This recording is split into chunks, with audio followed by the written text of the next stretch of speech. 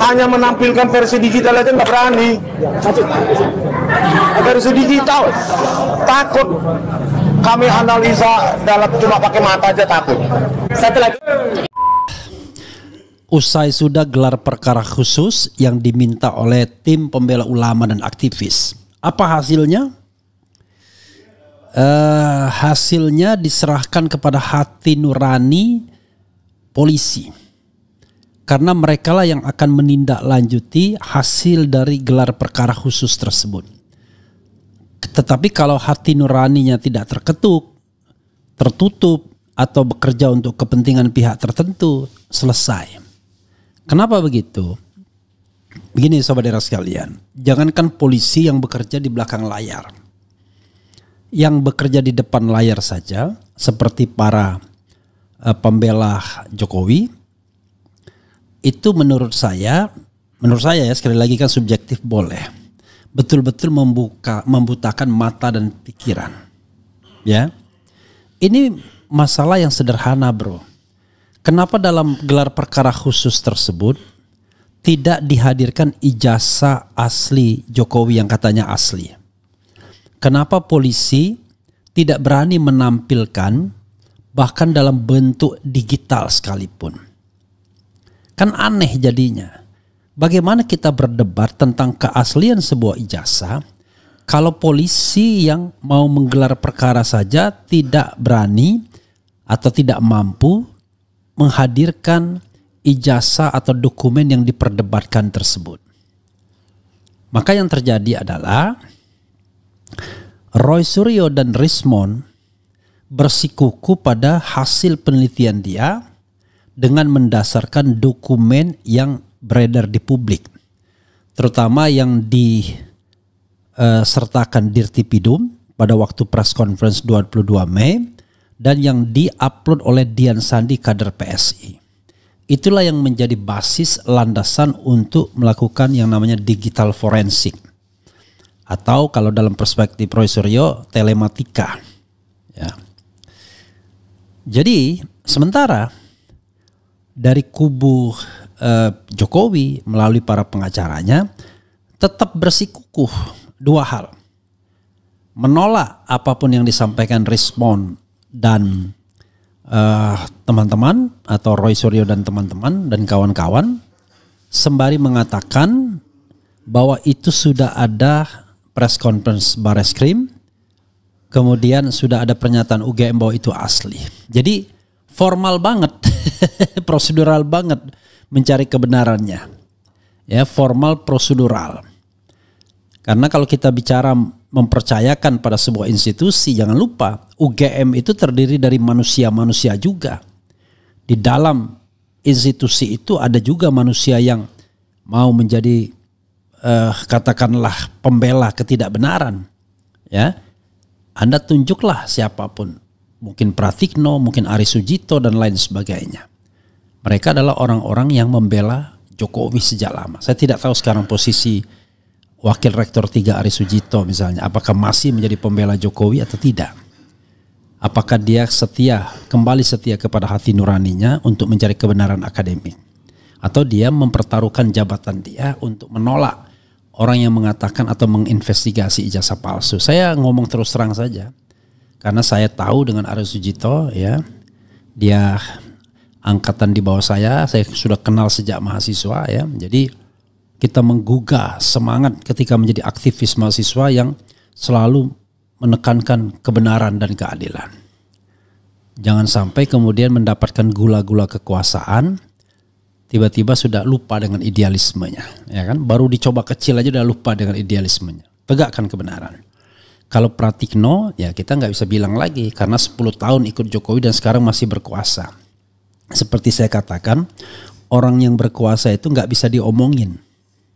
Walaupun berbuat salah pun nggak bisa diomongin. Yang kedua, orang yang jatuh cinta. Yang ketiga, orang yang tidak update informasinya.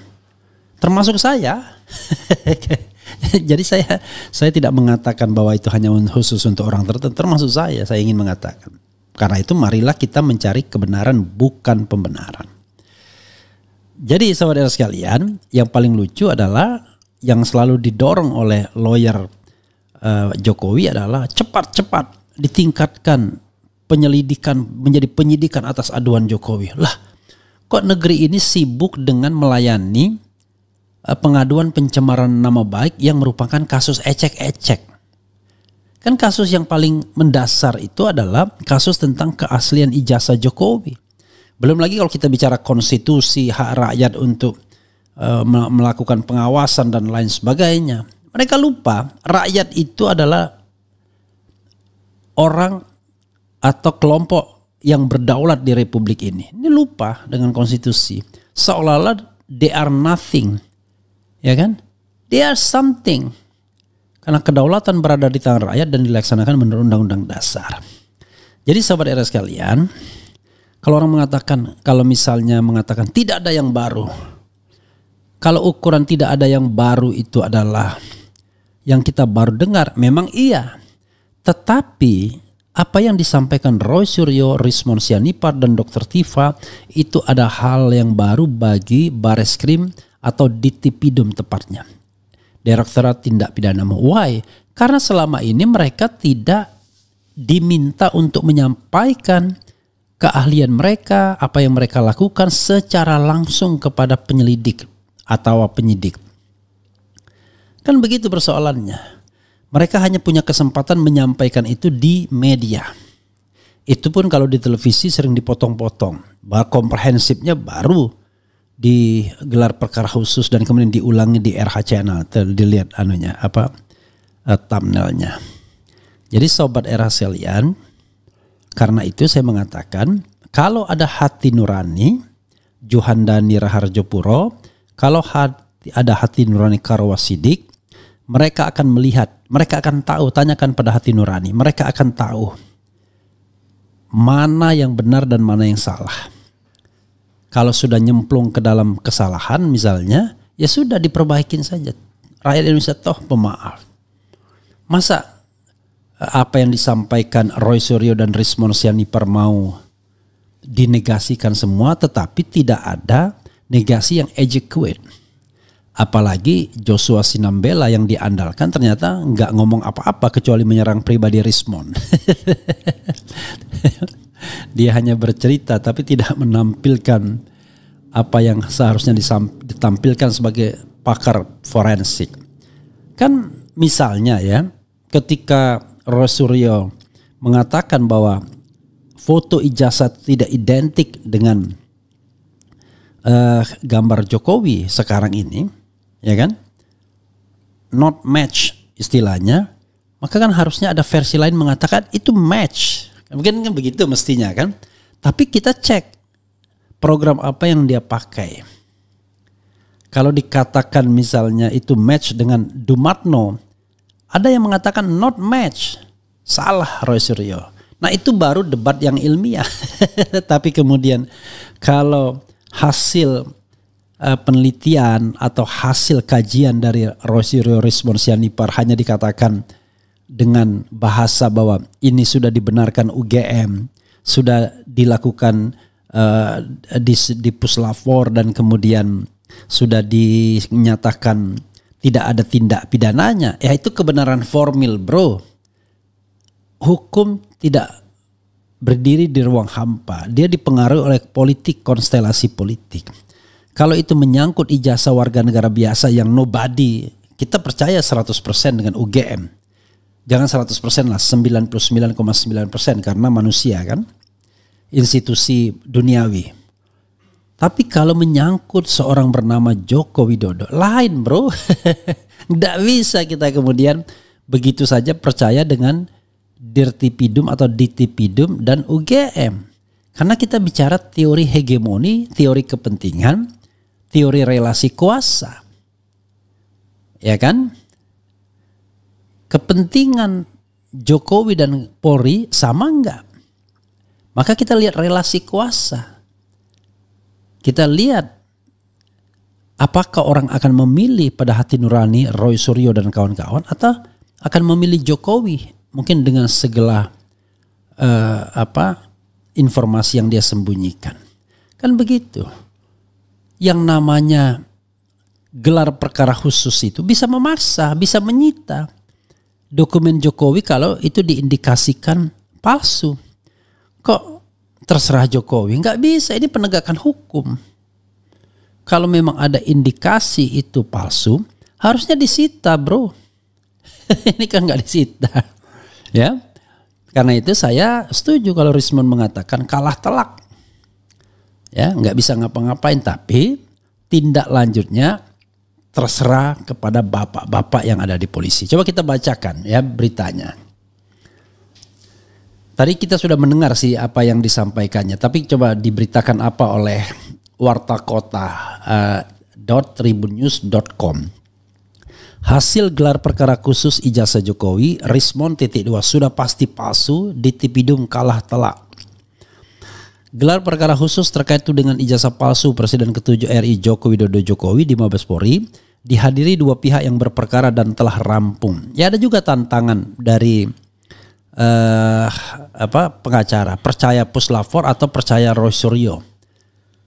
Ya sekarang kita tantangan itu kita terima, coba kita ini coba kita misalnya buat polling, ya. Oke, coba kita buat polling. Sekali lagi nggak apa-apa pollingnya di Era Channel, Anda buat sendiri juga boleh kan. Mana yang lebih Anda percaya,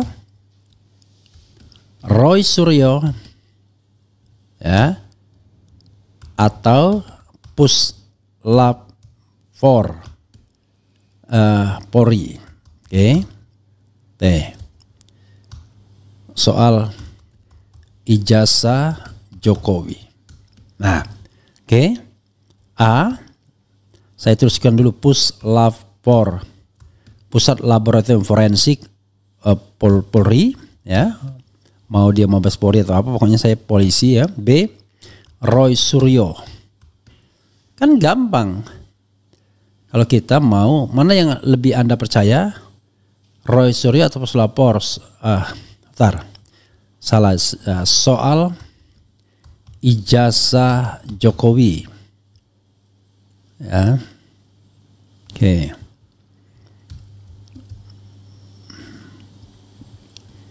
Nah, ini mana yang Anda lebih percaya soal ijazah Jokowi, Roy Suryo atau Puslapor Polri? Ya, kita terima tantangannya. Ya, mudah-mudahan mereka lebih percaya Puslapor, tapi kalau lebih percaya Roy Suryo ya apa boleh buat. Kadang-kadang orang nantang. Memang dalam kondisi yang normal, orang akan mengatakan Puslapor itu sesuatu yang harus dipercaya. Tapi kalau kita kaitkan dengan sejarah, ya kan, adanya kasus yang terkait dengan KM 50, ada yang terkait dengan Joshua, bagaimana kita mau percaya Puslapor? Akhirnya kita bicara lagi teori relasi kuasa, teori tentang hegemoni. Jadi kalau orang berada di bawah naungan hegemoni kekuasaan atau hegemoni seseorang, ya dia nggak bisa menampilkan jati diri yang sesungguhnya. Itu kan sama dengan orang itu jujur, orang itu kritis, tapi kalau dia terhadap seseorang yang dia hormati atau menanam jasa, barangkali dia nggak lagi kritis. Ya kan? Itu sama dengan Ges Khalifah suatu saat mengatakan bahwa, ya kan, dia sangat respect. Satu orang aja yang dia sangat respect, Faisal Motik. Bayangkan, dia tidak menyebut nama Anies Baswedan. Artinya bisa dipastikan, gak mungkin Ges Khalifah mau mengkritik Faisal Motik. Karena dianggap Faisal Motik adalah orang yang berjasa terhadap dirinya. Misalnya begitu, ya. Nah, tapi bukan berarti semua hal tentang Faisal Motik benar, cuman hanya tidak berani dikatakan oleh Ges Khalifah. Ini contoh ya. Bang Faisal saya kenal, Bang Ges saya kenal dua-duanya. Tapi saya ingin memberikan contoh bagaimana relasi hegemonik, ya kan, atau relasi kuasa. Ini kan bukan kuasa tapi hegemonik. Jadi relasi pertemanan, tapi kan dalam teori lain bisa mengatakan bahwa yang satu menghegemoni yang lain. Jadi bukan equal, secara psikologis misalnya, saya tidak bisa membantah Jimli As-Siddiqi misalnya, karena itu guru saya. Walaupun saya kerap mengkritik dia, tetapi tentu saya akan rem kritik itu sampai hal yang memang harus saya sampaikan, kan begitu misalnya. Jadi itu sama saja. Bagaimana Puslapor mau independen terhadap Jokowi? Bagaimana UGM mau independen terhadap Jokowi? Karena Jokowi itu bukan dirinya sendiri, tetapi sebuah perangkat kekuasaan yang sekarang masih workable. Ada anak-anak buahnya Jokowi geng Solo yang masih bekerja. Pratikno salah satunya, kan begitu. Jadi sobat era sekalian, bahkan Prabowo salah duanya bisa jadi. Karena itu, bagaimana kita mau percaya 100% dengan Puslapor dan UGM? Bahkan ketidakhadiran UGM, ketidakhadiran Jokowi dan ketiadaan ijazah itu menunjukkan bahwa ijazah itu benar-benar palsu. Kan kita bicara teori, kita bicara mengenai pembuktian yang kita kaitkan dengan petunjuk. Petunjuknya mengarah sana. Anda kok berbelat-belit sih? Kalau memang ada ijazah palsunya, ngapain Anda tunda-tunda sampai pengadilan? Itu pun pengadilan Anda bantah agar tidak lanjut pada tahap pembuktian. Agar eksepsi Anda diterima. Artinya kan memang tidak ada keinginan untuk melakukan pembuktian soal ijazah itu asli atau tidak. Kan itu soalnya. Mau berbelat-belit ke sana kemari. Lalu menggerakkan buzzer, menggerakkan lawyer, menggerakkan siapapun, termasuk penasihat ahli Kapolri untuk mengancam. Kan gak fair banget. Orang rakyat pengen kejelasan tentang ijazah, yang dilakukan, yang diberikan adalah sebuah ancaman. Wah, ridiculous ya, sangat menggelikan namanya. Saya gak ngerti ya, Prabowo concern gak terhadap demokrasi, hak asasi, kebebasan menyatakan pendapat baik secara lisan dan tulisan. Kalau dia tidak concern, wah gawat negara ini. Karena kemajuan ekonomi tidak berarti kalau seandainya tidak disertai dengan kebebasan menyampaikan pendapat baik secara lisan dan tulisan, apalagi di ruang akademik. Kita akan terjerembab pada sejarah Orde Baru. Di awal kelihatan moncer, ujungnya hancur. Karena kenapa? Karena membungkam masyarakat untuk berpartisipasi dalam pemerintahan dengan cara mengontrol kekuasaan. Begitu sobat era sekalian. Nah, sebelum ini terlanjur, ya kita ingatkan pemerintahan Prabowo.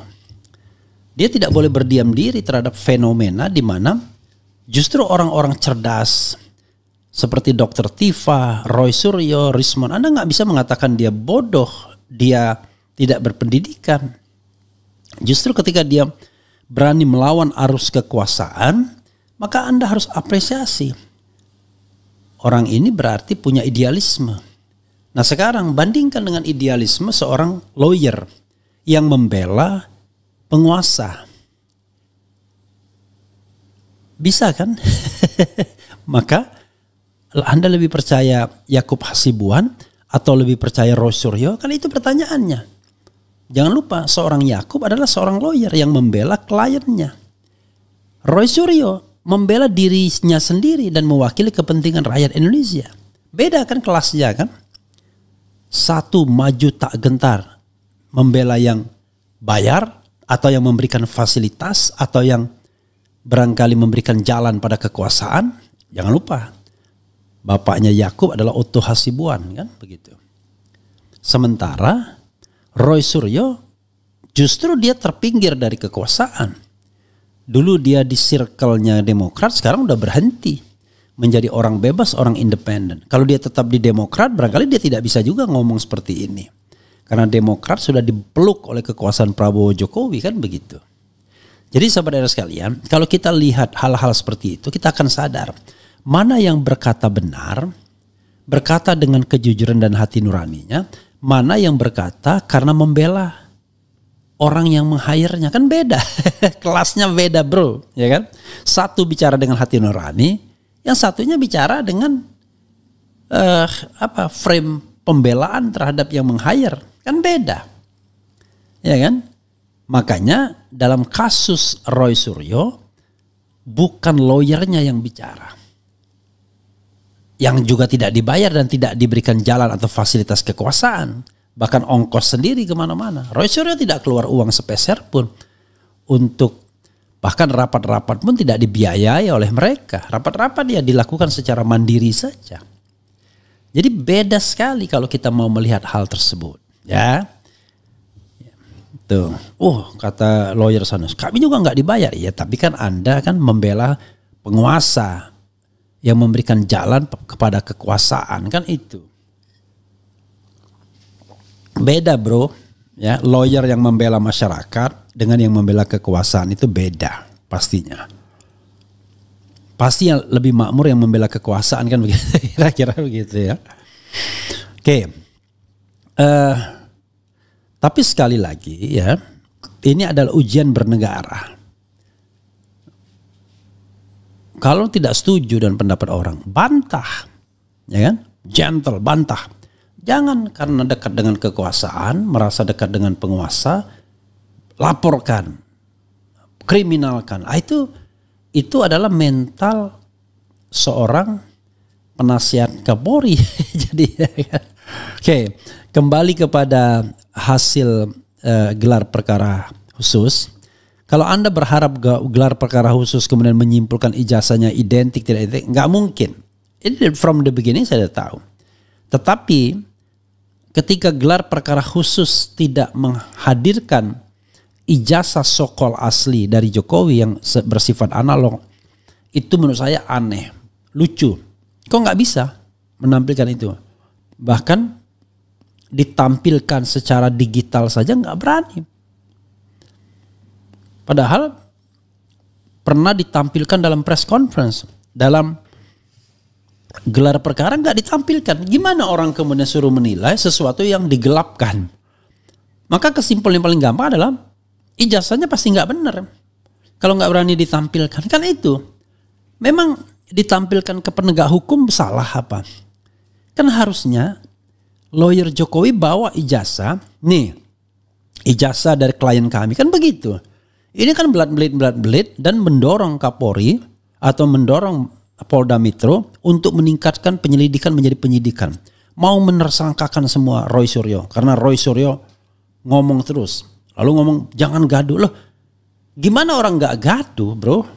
Ijazahnya itu itu gaib, gak pernah ditampakkan. Kan harusnya dibawa sebagai sebuah barang bukti yang utama. Serahkan kepada Roy Suryo, Rismon untuk difoto dengan resolusi tinggi dan kemudian dilakukan uji digital forensik. Apakah itu asli atau tidak? Kan nggak berani. Kan itu itu contohnya kan begitu. Lalu kemudian tiba-tiba minta risetnya. Apakah kalau sudah ditunjukkan akan diam? Loh, diam atau tidak itu apakah kualitas ijazah yang ditunjukkan itu memang benar-benar asli? Bukan ditunjukkan atau tidaknya itu yang membuat orang ribut atau tidak. Kalau asli nggak akan ribut lagi orang. Ya, kadang-kadang kita dibodoh-bodohin dengan logika yang diputar-putar. Padahal isinya ujungnya nggak berani nunjukin, gitu aja. Lalu bersandar kepada pernyataan UGM, pernyataan Mabes Polri yang batal pakai teori hegemoni dan teori relasi kuasa. Kan ini ada yang ada subordinat terhadap seseorang atau institusi, itu subordinat terhadap seseorang atau sebuah institusi. Kan begitu. Mana yang berkuasa, mana yang dikuasai, mana yang hegemoni, mana yang terhegemoni, yang mana dihegemoni. Kan itu persoalannya, bro. Jadi kadang-kadang hal-hal seperti ini tidak mau jujur kita ungkapkan, ya. Lagian pula siapa sih yang mau membela? Siapa sih membela, ya kan? Sesuatu yang beresiko untuk dipenjarakan, ditersangkakan. Gak ada yang mau begitu. Tetapi kenapa orang seperti Roy Suryo punya resiko, mau mengambil resiko itu? Karena jelas, karena dia punya keyakinan. Bahkan bukan 99,9%, 100% dia yakin bahwa ijazah itu palsu. Loh kok bisa begitu? Ya karena dia mengumpulkan fakta dan data. Dan fakta dan data itulah yang kemudian dia presentasikan kepada gelar perkara khusus. Yang konon, ya ini menurut Roy Suryo sendiri, membuat ya paling tidak Karo Wasidik mengangguk-angguk. Nah, ini lebih jelas katanya uraiannya. Cuman apakah itu bakal dipakai atau tidak? Ya itu soal lain. Karena yang saya rasakan adalah berusaha dicari win-win solution yang ujungnya tidak ada pengujian terhadap ijazah. Salah satu win-win solutionnya adalah Mabes Polri stop, tapi nanti pengaduan Jokowi akan ditarik kembali. Sudah, win-win solution. Nggak akan selesai, tidak akan menyelesaikan masalah karena tidak ada kesimpulan apakah ijazah Jokowi palsu atau tidak.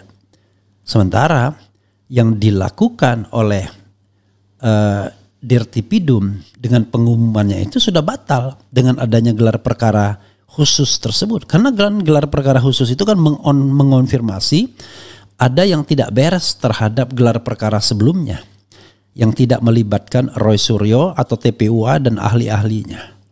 Bagaimana kemudian hanya mendengarkan pihak yang diperkirakan akan mendukung Jokowi karena relasi kuasanya, karena hegemoninya. Kuasa, penguasa dan yang dikuasai. Yang hegemoni, yang dihegemoni. Gak bisa kita membuat sebuah kepercayaan yang besar terhadap institusi yang sudah dihegemoni atau institusi yang dikuasai atau terkuasai ya dalam relasi kekuasaan. Begitu sobat RH sekalian ya. Oke. Ini saya bikin polling ya. Sudah 771 yang voting. Mana yang Anda percaya, Puslapor atau Polri? Roy Suryo 55%. Jadi tolong ya, di channel apapun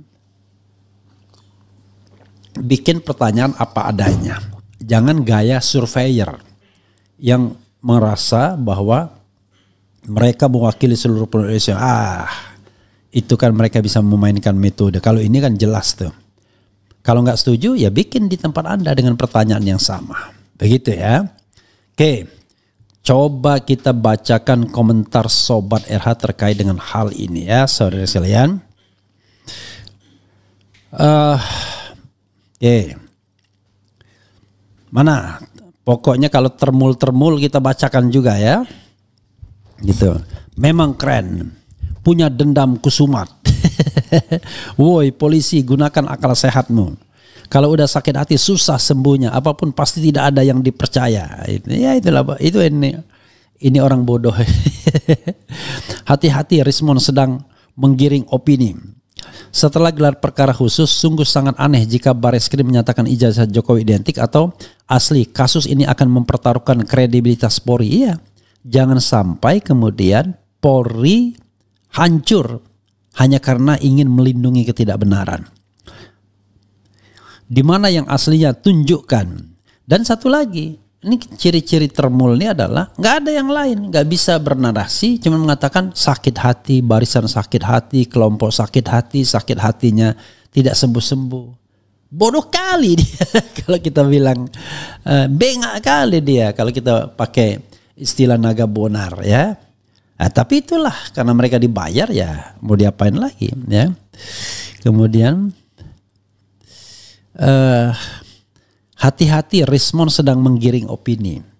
Wah, ini lebih Kiai Sadrak ya. Anda ya agak canggih sedikit lah ya. Walaupun saya juga bingung nih kenapa Anda berulang-ulang ya. Apakah Anda robot ya? Kok bisa muncul berulang-ulang tuh? Tapi nggak apa-apa. Menggiring opini. Begini sobat era sekalian. Semua orang itu berusaha, kalau kata menggiringkan negatif, berusaha menyampaikan opini dia terhadap suatu peristiwa. Saya juga begitu. Nah, bullshit atau tidaknya opini itu, ya Anda yang akan menilai. Kalau Anda tidak setuju, Anda bantah. Ya, dan bantahlah dengan argumentasi yang meyakinkan. Nanti kita serahkan kepada rakyat Indonesia siapa yang dipercaya. Salah satunya ya bikin polling seperti ini. Anda lebih percaya Puslapor atau Roy Suryo? Untuk sementara Roy Suryo memimpin dengan 95%. Kan begitu bro ya. Oke. Lagi. Uang banyak triliunan bisa membeli hakim, polisi, preman, partai, politikus, ulama. Kemudian SU itu apa? Ormas, survei, TV, buzzer, influencer, pengamat. Tetapi uang tidak bisa menolak azab dari doa orang-orang terzalimi. Ini kata Man Rabbuka ya. Kemudian kalian wajib berterima kasih sama Jokowi. Tanpa beliau Indonesia tidak bisa membuat mobil siluman. Apalagi dia. Kemudian Firin MR itu apa lagi ya? RH, jangan kau tutupi kebenaran dengan dalil ilmumu yang sebenarnya bertentangan dengan hatimu. Yang pasti orang yang berhati bersih bisa nilai gerombolan Roy CS ini orang ngelantur yang buat gaduh. Anda percaya nggak dengan statement orang ini?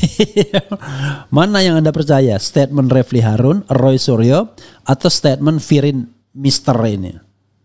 Itu aja. Komisaris pecatan Jokowi sakit hati, Refli busuk hati dan pikiran. Nah itulah. Itu ciri-ciri termul itu nggak punya logika. Ya sudah. Setelah ini saya tidak akan bacakan lagi. Tidak punya logika, bisanya ngatain. Bodoh kali dia, bengak kali. Oke. Bongkar. Tunjukkan ijazah Jokowi secara terbuka di depan publik, selesai. Kemudian bubarkan polisi, ya jangan begitu juga ya. Ya sudah, buktikan di pengadilan. Begini bro Jack Nicholson, Anda ini aneh ya kan. Kalau buktikan di pengadilan, pertanyaannya pengadilan mana? Kan itu. Pengadilan Bareskrim atau pengadilan Polda. Maksud saya pengadilan dari penyidikan oleh Bareskrim atau penyelidikan dan penyidikan oleh Polda Metro Jaya. Kalau dua-duanya cocok. Artinya kalau dua-duanya yang jadi tersangka itu adalah Jokowi. Karena tersangka pemalsu dokumen, kan begitu. Kemudian di Polda Metro Jaya yang jadi tersangka Roy Suryo CS. Tersangka dugaan fitnah dan pencemaran nama baik. Kan itu baru fair. Cuma di dalam hukum yang harus diselesaikan dulu adalah dugaan dokumen palsu dulu. Setelah dia berkekuatan hukum tetap, inkrah dan firm ijazahnya palsu atau asli, baru ini diproses. Kan begitu urut-urutannya kalau kita mau fair. Tapi kalau nggak fair, ini tidak, Bareskrim tidak dibuktikan, ya kan? Ijazahnya tetap gaib, tiba-tiba Roy Suryo dan CS sudah jadi tersangka sebagaimana permintaan oleh penasihat ahli Kapolri, lawyer-lawyer Jokowi dan lain sebagainya. Kan begitu. Nah sekarang pertanyaannya adalah Anda mau main negara hukum atau mau main kuat-kuatan? Kalau main kuat-kuatan ya lebih kuat Jokowi. Karena dia masih punya orang-orang yang loyal kepadanya. Barangkali juga hartanya juga banyak. Sehingga bisa membeli siapapun dan lain sebagainya. Begitu ya. Bingung mana yang bang, mana yang benar. Loh kok bingung? Anda lihat saja. Anda satu saja pegang. Bagaimana mungkin Anda mengatakan ijazah Anda asli, kalau ditunjukkan pun tidak berani. Itu aja, poin itu aja dipegang. Maka berlaku adagium, berani karena benar, takut karena salah. Roy Suryo berani maju kemanapun. Bahkan dengan senang hati menjelaskannya di Bareskrim Mabes Polri. Kok dia gak mau datang di Polda Metro Jaya? Bro jangan bodoh. Di Polda itu mencari-cari kesalahannya. Mana mau? Masa dia hadir dalam klarifikasi untuk mencari-cari kesalahannya. Di Bareskrim itu untuk membuktikan ijazah Jokowi itu palsu atau tidak. Kan beda. Iya kan? Jadi jangan suka dibalik-balikkan ya. Sederhana. Berani karena benar, takut karena salah. Berani tunjukkan ijazah berarti Anda benar. Takut tunjukkan ijazah berarti Anda salah. Itu saja ya. Saleho, jangan bingung ya. Dari kertasnya saja udah tahu kalau palsu. Kertas ijazah itu ada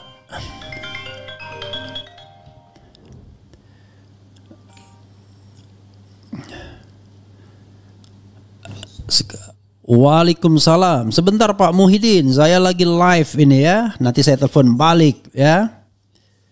Oke. Sebentar ya. Waalaikumsalam. Ini walaupun kita lagi live, Pak RT telepon, kita angkat. Karena yang telepon Pak RT ya. Dari kertasnya saja sudah tahu kalau palsu. Kertas ijazah itu ada watermark agar tidak mudah dipalsukan. Kalau ada dilihat saja sudah tahu, jadi kesimpulannya 100% yakin palsu. Oke. Bubarkan polisi. Ya, ada watermarknya yang baru ya. Tapi nggak tahu yang lama ada watermarknya nggak ya? Karena begini, pemalsuan ini juga canggih. Jangan-jangan mereka juga bisa menghasilkan yang ada watermarknya ya. Seharusnya pembela Jokowi malulah membela orang bohong. Iya. Anda mau tahu kebohongannya? Yes, tunjukkan aja fenomena Kasmujo, ya kan? Kalau selalu memuja Jokowi, kependekannya. Kasmujo adalah sebuah fenomena di mana mantan presiden bohong mengenai pembimbing skripsinya, ya kan?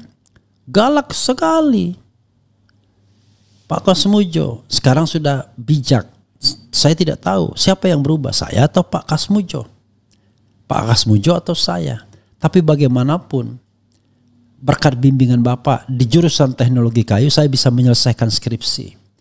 Walaupun nggak tahu berapa kali bolak-baliknya. Kan itu yang dikatakan Jokowi. Masa Anda nggak paham bahwa itu sebuah kebohongan yang diucapkan secara sadar. Apalagi disertai dengan kata-kata saya ingat betul. Lalu moral standing apa yang menyebabkan Anda selalu ingin memenjarakan Roy Suryo ketika ada fakta-fakta seperti itu? Kan itu yang menariknya begitu, bro. Ya kan? Makanya ketika saya hadir di sidang Tom Lembong, saya mengatakan, saya hadir karena saya tahu sampai saat ini, bahkan jaksa sekalipun tidak bisa membuktikan bahwa Tom Lembong menerima aliran dana. Hanya orang bodoh yang korupsi untuk charity. Maksudnya apa? Korupsi hanya untuk memperkaya orang lain. Gak mungkin lah. Itu kan bodoh. Itu korupsi yang bodoh. Masa korupsi memperkaya orang lain? Korupsi itu pasti memperkaya diri sendiri, baik langsung maupun tidak langsung. Dengan kickback lah, dengan apalah dan lain sebagainya. Lah, kalau jaksa tidak bisa membuktikan ada uang yang mengalir ke Tom Lembong, lalu moral standing apa yang membuat jaksa ingin memenjarakan Tom Lembong? Sebaliknya, Tom Lembong punya moral standing untuk dibela. Karena itu saya mau hadir. Ketika Anies meminta hadir, ya, saya mau hadir. Kenapa? Karena Tom masih punya moral standing sampai hari kemarin. Nah, kalau di kemudian hari ditemukan bahwa dia terima uang untuk kasus gula impor ini, sudah selesai dia. Tapi sampai hari ini, even jaksa pun tidak bisa buktikan kalau dia terima duit. Bahkan Tom Lembong sendiri mengatakan, ya tentu ini dari versi Tom Lembong, dia sendiri baru kenal dengan orang-orang yang dengan orang-orang yang dia dijadikan tersangka itu. Boro-boro memperkaya orang lain. Begitu saudara, ini ada fotonya ya. Ada saya, ada Sarin Hamid, ada Ges Khalifa, kemudian Tom Lembong dan tentu saja Anies. Di belakang ada juga Said Didu. Jadi kita hadir karena kita percaya dengan Tom Lembong. Saya mendukung Roy Suryo karena saya percaya sama Roy Suryo. Kan begitu. Oh, berarti saya pendukung Tom Lembong, saya pendukung Roy Suryo. Mendukung iya. Kalau pendukung itu sudah kata sifat. Saya tidak pernah menuhankan orang. Oke, sobat era sekalian. Nanti kalau saya setuju dengan si X, oh berarti Anda pendukung si X gitu ya. Banyak kali kalau gitu. Ya, saya berbicara dengan hati nurani, dengan pikiran, dengan pengetahuan yang saya punya. Ya, bukan dengan kepentingan untuk mendapatkan uang atau kekuasaan. Ya kan? Karena ya, saya suka tuh dengan kata-kata yang dituliskan oleh Ges Khalifa. Kalau temanmu sedang mengalami kesulitan, datanglah. Tapi kalau temanmu sekarang sedang senang, sedang ada di kekuasaan dan dia lupa sama kita, nggak usah ingatkan. Biarkan saja sampai dia kemudian datang dan bersilaturahmi sendiri. Itu sikap yang baik. Artinya kita tidak membebani teman kita yang sedang berkuasa. Udah Anda ambillah kekuasaan tersebut. Saya juga nggak mau minta fasilitas apapun dan lain sebagainya. Kita nggak membebani dia. Kan orang terbeban ketika berkuasa itu kan karena relasi-relasi perkawanan kan biasanya. Wah, mentang-mentang berkuasa sudah sombong, sudah lupa. Nggak usah, biarkan saja. Tetapi kalau orang yang kemudian bermasalah, baru kita datangi. Karena dia butuh teman. Itu prinsipnya. Saya setuju dan apa yang disampaikan Ges Khalifah ya. Itu katanya kode etik di Gang Poncol Senen kata dia. Begitu saudara sekalian, mudah-mudahan ini bermanfaat ya. Kemudian mudah-mudahan keadilan datang, adil di Bareskrim atau di Tipidum dan adil di Hakim Tom Lembong. Terima kasih. Wassalamualaikum warahmatullahi wabarakatuh.